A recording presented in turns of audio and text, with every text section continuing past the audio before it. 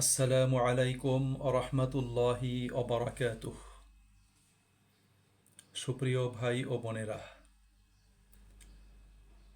পরম করুণাময় আল্লাহ তাআলা বলেন, উদউনি আস্তাজিব লাকুম, তোমরা আমাকে ডাকো, আমার কাছে দোয়া করো, আমি তোমাদের ডাকে সাড়া দান করব, তোমাদের দোয়া কবুল করব। আল্লাহ তাআলা বলেন, উজিবু দাওয়াতাদ দাঈ ইজা দাআন, একজন দোয়াকারী আহ্বানকারী যখন আমার কাছে দোয়া করে, আমাকে আহ্বান করে, আমি তার আহ্বানে, তার দোয়াতে সাড়া দান করি। সুপ্রিয় ভাই ও বোনেরা, রসুলুল্লাহ সাল্লাল্লাহু আলাইহি ওয়াসাল্লাম দোয়াকে বলেছেন সকল ইবাদতের মূল বা মগজ। আমাদের নিজেদের প্রয়োজনেই আল্লাহ পাকের কাছে দোয়া করতে হবে, আল্লাহ তাআলাকে ডাকতে হবে। আমাদের দোয়া এর বা আল্লাহর কাছে ডাকার বেনিফিশিয়ারি আমরা নিজেরাই। আল্লাহকে ডাকলে আমরা আল্লাহ পাকের অনুগ্রহ লাভ করব, আল্লাহ পাক সন্তুষ্ট হবেন এবং আল্লাহ তাআলা আমাদের গুনাহখাতা পাপরাশিগুলো মার্জনা করে দিবেন, আমাদেরকে ইহজাগতিক ও পারলৌকিক সার্বিক কল্যাণ আল্লাহ তাআলা দান করবেন। সুপ্রিয় ভাই এবং বোনেরা, দোয়া এর জন্য কিছু আদব, কিছু শর্ত এবং কবুল হওয়ার কিছু উপায় রয়েছে। আমি সংক্ষেপে সে বিষয়গুলো উপস্থাপন করছি। প্রথমত, ইখলাস এবং আন্তরিকতার সাথে আল্লাহ পাকের কাছে দোয়া করতে হবে। দোয়া যেন মেকি না হয়, দোয়া যেন লৌকিকতা সম্পন্ন না হয়। অবশ্যই ইখলাসের সাথে, আন্তরিকতার সাথে আল্লাহ পাকের কাছে দোয়া করতে হবে। যেমন আল্লাহ তাআলা বলেছেন, ফাদউল্লাহ মুখলিসিন লাহুদ্দিন, দিনকে আল্লাহ পাকের জন্য সুনির্দিষ্ট করে, একনিষ্ঠ করে, ইখলাস আন্তরিকতার সাথে আল্লাহর কাছে দোয়া করো, আল্লাহকে ডাকো।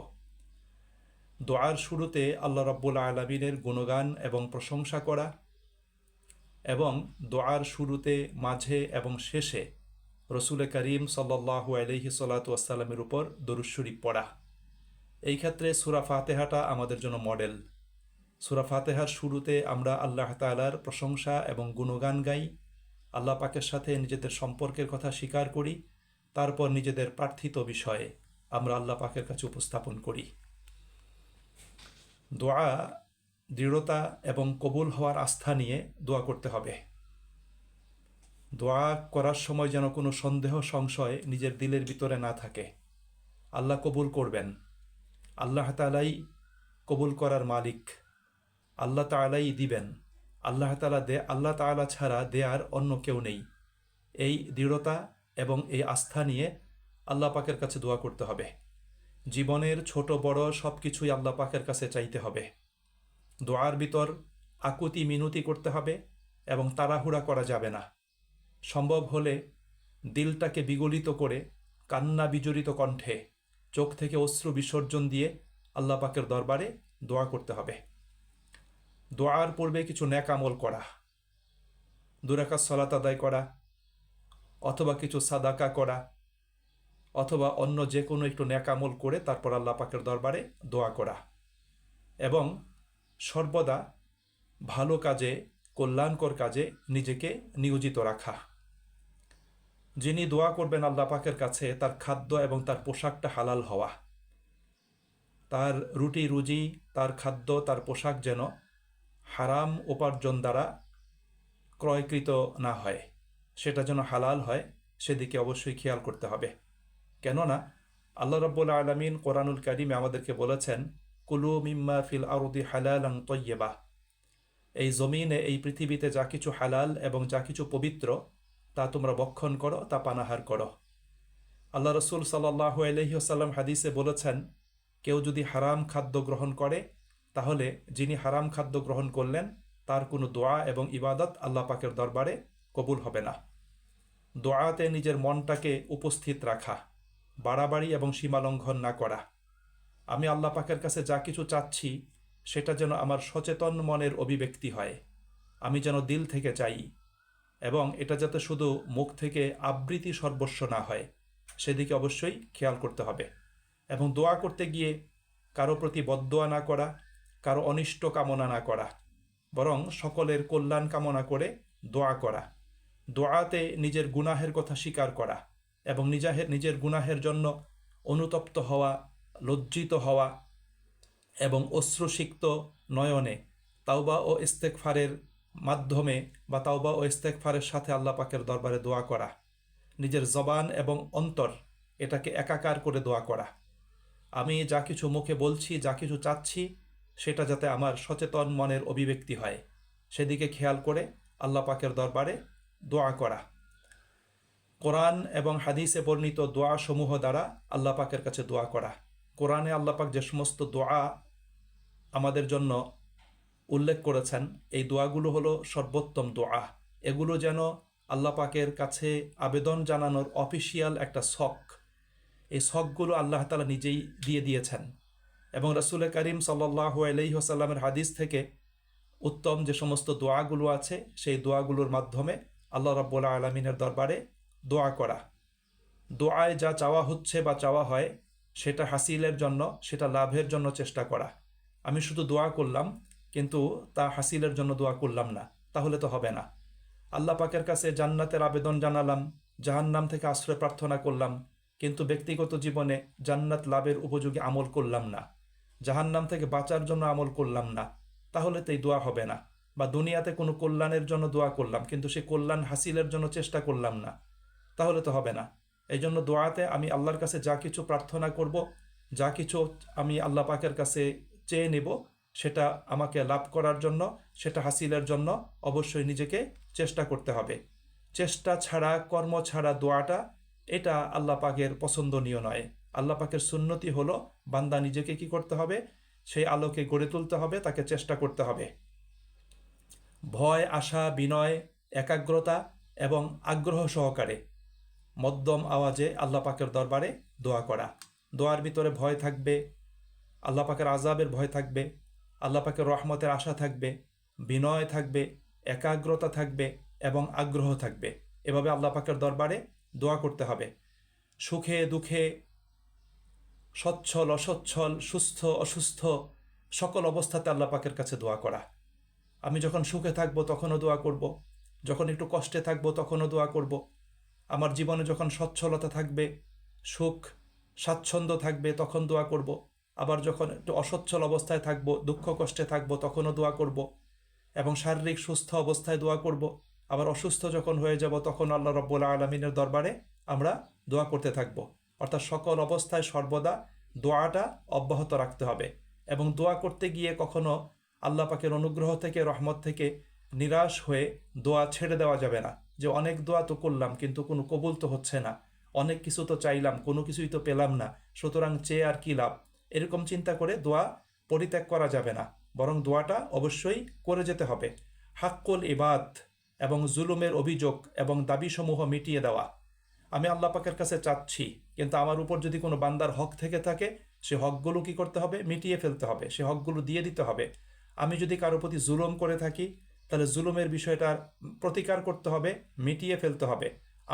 আমার কাছে যদি কারো কোনো অভিযোগ থাকে, কারো কোনো দাবি থাকে, তার অভিযোগ এবং দাবিগুলো মিটিয়ে ফেলতে হবে। তাহলে আল্লাহ রাব্বুল আলামিনের দরবারে আমাদের দোয়াসমূহ কবুল হবে। পবিত্রতার সাথে সাথে কেবলামুখী হয়ে আল্লাহ পাকের দরবারে দোয়া করা, এগুলো মুস্তাহাব। আপনি সকল অবস্থাতেই দোয়া করতে পারেন, তবে দোয়া করার জন্য আপনি যদি অজু করে পবিত্রতা অর্জন করে কেবলামুখী হয়ে হাত উত্তোলন করে যদি আল্লাহ পাকের দরবারে দোয়া করেন, তাহলে এটা মুস্তাহাব, দোয়ার একটা পদ্ধতি, এটা একটা আদব। এই আদবটা রক্ষা করে আল্লাহ পাকের দরবারে দোয়া করা। মহান আল্লাহ রাব্বুল আলামিনের সুন্দর সুন্দর নাম এবং তার উন্নত গুণাবলী, এগুলোকে ব্যবহার করে আল্লাহ পাকের দরবারে দোয়া করা। যেমন আল্লাহ পাককে বলা, আল্লাহ তুমি তো রহমান, তুমি তো রাহিম, তুমি তো অতীব দয়ালু, তুমি তো করুণাময়, তুমি বিচার দিনের মালিক, তুমি ছাড়া দয়াকারী কেউ নাই, তুমি ছাড়া কোনো ইলাহ নেই, তুমি সর্বশক্তিমান, তুমি সব কিছুর পরিচালক, নিয়ন্ত্রক। এরকম কথাগুলো বলে আল্লাহ রাব্বুল আলামিনের কাছে দোয়া করা। আল্লাহ রাব্বুল আলামিন কোরআনুল কারিমে বলেছেন, ওয়ালিল্লাহিল আসমাউল হুসনা ফাদউহু বিহা। আল্লাহ তাআলার সুন্দর সুন্দর নাম রয়েছে, তোমরা আল্লাহ তাআলার সুন্দর সুন্দর নাম নিয়ে, সুন্দর সুন্দর নামের মাধ্যমে আল্লাহ রাব্বুল আলামিনের কাছে কি করো, দোয়া করো। নিজের কৃত নেক আমলের উসিলা দিয়ে দোয়া করা, জীবিত নেক বান্দাদের দোয়ার উসিলা দিয়ে আল্লাহ রাব্বুল আলামিনের দরবারে দোয়া করা, এবং যিনি দোয়া করবেন তাকে আল্লাহ পাকের অবাধ্যতা এবং নাফরমানি থেকে বেঁচে থাকা। কোনো ব্যক্তি যদি আল্লাহ পাকের অবাধ্যতা এবং নাফরমানিতে লিপ্ত থাকে তাহলে তার দোয়া আল্লাহ রাব্বুল আলামিন কিভাবে কবুল করবেন? এই জন্য দোয়াকারীকে আল্লাহ পাকের অবাধ্যতা এবং নাফরমানি থেকে বের হয়ে আসতে হবে, নাফরমানি ছেড়ে দিতে হবে, অবাধ্যতা ছেড়ে দিতে হবে। দোয়াতে যেন গুনাহ এবং আত্মীয়তার সম্পর্ক ছিন্ন করার কথা না থাকে।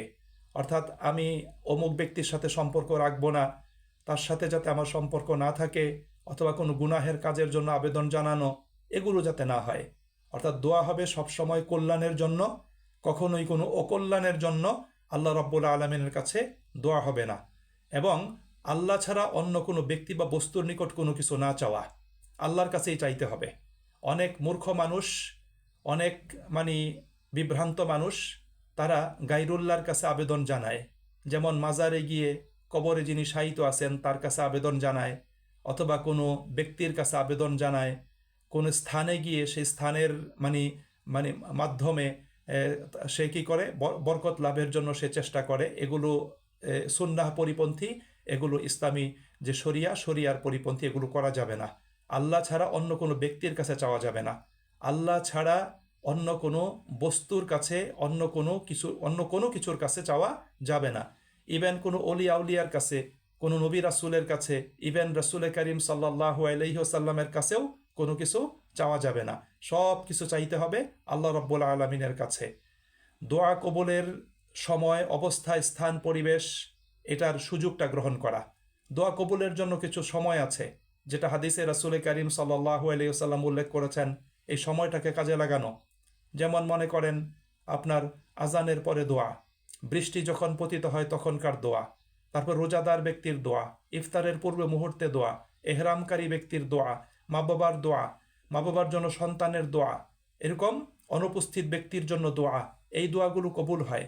আবার কিছু সময় আছে, সেই সময়গুলোকে কাজে লাগানো, যেমন রাত্রের শেষ প্রহরে আল্লাহ পাকের দরবারে দোয়া করা, সূর্য উদয়ের সময় দোয়া করা, সূর্যাস্তের সময় দোয়া করা, জুমার দিন দোয়া করা, এগুলোর উপযুক্ত সময়। আবার কিছু পরিবেশ আছে, সেই পরিবেশগুলোকেও কি করতে হবে, ব্যবহার এবং সেই সুযোগটা গ্রহণ করতে হবে।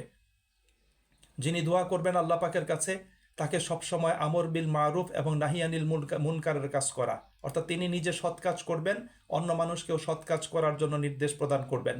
তিনি অসৎ কাজ থেকে বিরত থাকবেন এবং অন্য মানুষকে অসৎ কাজ থেকে বিরত রাখার জন্য তিনি সাধ্যমতো চেষ্টা করবেন। এবং সকল মুমিন মুসলিম নারী পুরুষ ভাই বোনদের জন্য আল্লাহ পাকের দরবারে দোয়া করা। দোয়া যত ব্যাপক হবে তা কবুল হওয়ার নিশ্চয়তা তত বেশি বেড়ে যাবে। এই জন্য সবার জন্য দোয়া করা। এবং কেউ যদি কারো কাছে দোয়া চায় অথবা দোয়া করতে বলে, তখন তার জন্য দোয়া করা, অর্থাৎ আন্তরিকতার সাথে সবার জন্য দোয়া করা। হাদিসে এসছে আল্লাহ রাব্বুল আলামিন ওই ব্যক্তির জন্য একজন ফেরেশতা নিযুক্ত করে দেন, যিনি তার ভাইয়ের অনুপস্থিতিতে তার জন্য দোয়া করে। তখন সেই ফেরেশতা যিনি দোয়া করছেন তার জন্য আল্লাহ পাকের দরবারে এই কথা বলে দোয়া করে যে, হে আল্লাহ, তোমার এই বান্দা তার অনুপস্থিত ভাইয়ের জন্য যেভাবে দোয়া করছে, যা কিছু চাচ্ছে, অনুরূপ তুমি তোমার এই বান্দাকে প্রদান করো। সুপ্রিয় ভাই এবং বন্ধুরা, এই বিষয়গুলো যদি আমরা খেয়াল রেখে আল্লাহ রাব্বুল আলামিনের দরবারে দোয়া করতে পারি, তাহলে এর দ্বারা আমরা অনেক লাভবান হব। সম্মানিত ভাই এবং বন্ধুরা, রামাদানের শেষ দশক চলছে। এই সময়টা আল্লাহ পাকের দরবারে দোয়া করার এবং দোয়া কবুলের সবচেয়ে মূল্যবান সময়। আসুন এই সময়ে আমরা আল্লাহ পাকের দরবারে বেশি বেশি দোয়া করি, নিজের জন্য, নিজের মা বাবা, পরিবারের সদস্য, সকল মুমিন মুসলিম নারী পুরুষের জন্য আল্লাহ পাকের দরবারে আন্তরিকতার সাথে আমরা ব্যাপক দোয়া করি, বারবার দোয়া করি, এবং আল্লাহ পাকের দরবারে ধর্ণা দিয়ে নিজের কথাগুলো আল্লাহ পাকের কাছে পৌঁছিয়ে তার নিকট থেকে রহমত হাসিলের চেষ্টা করি। আল্লাহ আমাদের সকলকে তৌফিক দান করুন। আসসালামু আলাইকুম ওয়া রাহমাতুল্লাহি ওয়া বারাকাতুহু।